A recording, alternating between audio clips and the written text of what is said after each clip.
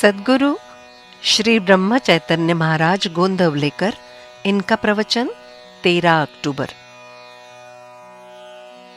निष्ठा बलवत्तर होनी चाहिए। पोथी की समाप्ति हुई तो सुनना समाप्त होकर कृति करने का समय आ गया, ऐसे समझना चाहिए। पोथी सुनने का मुआवजा पोथी पढ़ने वाले पुराणिक को पैसा देने से नहीं मिलता। वो ऐसा होना चाहिए कि दोनों का कल्याण हो। भगवत भक्ति करना ये सच्चा मुआवजा है। दुनिया में ऐसी कितनी ही बातें हैं जिनका हमें ज्ञान नहीं होता, परंतु इसलिए हम उन्हें झूठी नहीं मानते। हम हमारे अपर्याप्त ज्ञान का भी अभिमान धरते हैं। ये गलती है हमारी। भगवान ने हमें ज्ञान दिया और हम उसका अभिमान करने लगे तो फिर हाथ में तलवार देने पर शत्रु का सिर काटने की बजाय अपनी ही गर्दन तोड़ने जैसा हुआ। जिस विद्या से स्वयं का हित समझ में ना आए तो वो विद्या ना होकर अविद्या है। जो सच नहीं वो सच है, ऐसे लगना अज्ञान है। अविद्या और अज्ञान दोनों समान ही है। परमात्मा के स्वरूप के विषय में हम शंकित होते हैं, ये हमारा अज्ञान ही है। भगवान हमें और हमारी कृति को देख रहे हैं, इसका भान रहना ही ज्ञान है। प्रत्येक को उसकी आवश्यकताएं पूरी हो इतना भगवान देते ही रहते हैं, इसलिए जो है उसमें संतोष रखें। जिसका संतोष भगवान पर निर्भर है, उसका संतोष किसी भी परिस्थिति में टिकेगा।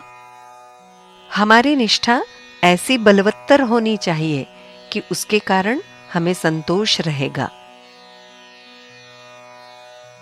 हरिश्चंद्र और प्रहलाद आदि बड़े बड़ों के साथ कितना छल हुआ, परंतु उनकी निष्ठा अति बलवत्तर होने से उस छल से वो सुखपूर्वक पार निकल गए। परिस्थिति सदैव बदलती रहती है, इसलिए जो फल हम आज मांगते हैं वो बदली हुई परिस्थिति में सुखदायक होगा ही, इसका कोई भरोसा नहीं। इसलिए जो फल मिलेगा उसमें समाधान माने।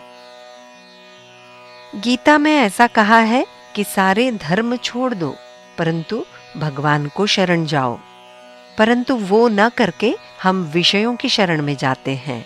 इसका क्या किया जाए? अर्जुन ने भगवान को अपनी ओर लिया, उससे पांडवों का जो संतोष टिका रहा वो कौरवों का नहीं टिका।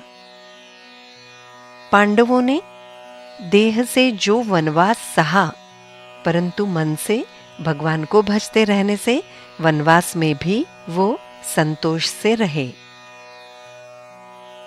भगवान की इच्छा से सब होता है और सब वही करता है, ऐसी भावना रखने जैसा संतोष नहीं। आनंद कृति में होता है, फल की आशा में नहीं। नाम स्मरण की कृति करने पर शाश्वत आनंद और समाधान हमें मिले बिना नहीं रहेगा। जो घटित होता है वो भगवान की इच्छा से घटित होता है, ऐसी सच्ची भावना से जो 1 वर्ष तक रहेगा, उसे संतोष क्या है ये निश्चित ही समझ में आएगा। नाम लेते समय भगवान से कहें, प्रपंच में से मुझे कुछ भी ना देना, मुझे तुम्हारा प्रेम देना।